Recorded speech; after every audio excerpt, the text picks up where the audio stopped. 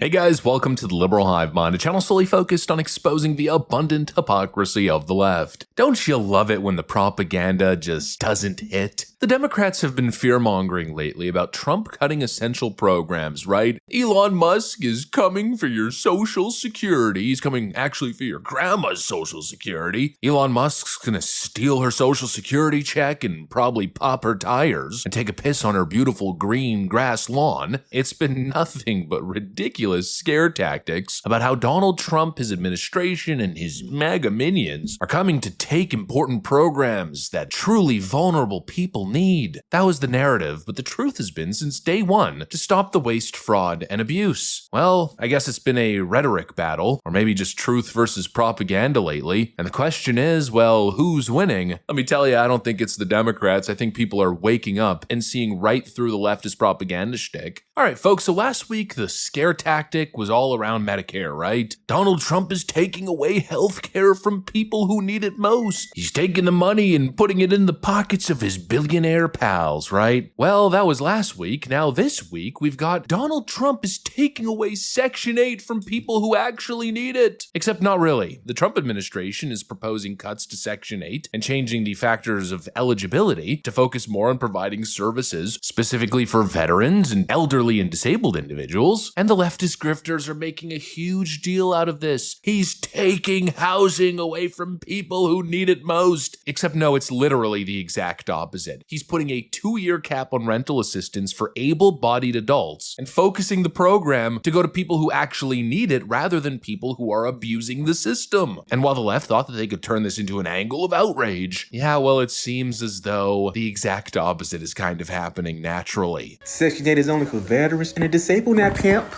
You know what that means? That means all you lazy motherfuckers out there that don't want to get a job and constantly getting food stamps, guess what? You're going to have to get a job and pay market rent now, mother. I know y'all mad. Y'all steady in my comments. Oh, so what about the single mothers? What about you? If you wasn't laying down with Tom and Harry, you wouldn't have no worries. You would have a good man at home, taking care of the bills and you as he should. There's a lot of you guys out there that have been on Section 8 for 5, 10, 15, even 20 years and don't have no intentions of getting off. What about the people that standing in line waiting? Now, I'm not talking about the people that are 99 years old or the ones that have a disability that can't work. I'm talking about the ones that's laying in their bed, collecting public assistance and food stamps and don't have no intentions of ever getting off of it. I personally don't agree with a lot of things Trump is saying, but this one specific thing makes sense to me. To all the people that's on Section 8, he is giving y'all 2 years to get on your feet. Section 8 is not something you should depend on for the rest of your life. If you are of sound mind and good health, you need to get up and figure it out just like the rest of us. Stop having kids so you can ride the wave. We're sick of people just riding the government's wave. Oh, don't worry about it. I'm gonna just get housing, pay half of my rent, and then use these food stamps. If I need more, I'm gonna just pop out another baby. What happened to go get it out the mud? What happened to work hard for what you want? What happened to that type of thing?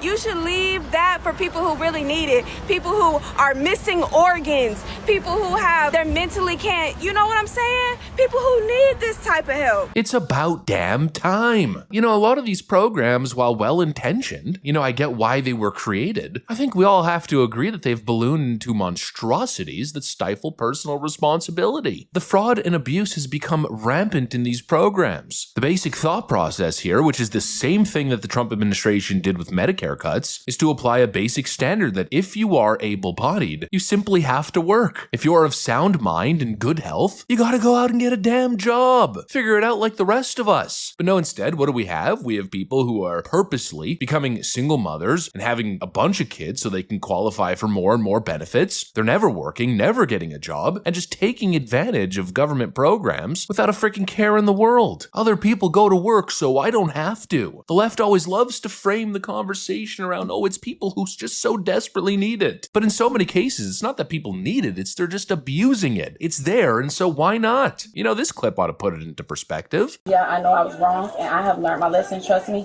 I would never do this again. I would never come back to your store. I would buy every item that I have in my bag. I just don't want to lose my Section 8. I don't want to lose my housing. I have 4 kids. I don't lose my housing. All right, you have the right to remain silent and answer the questions. You understand that? Yes. I'm listening to what you're saying.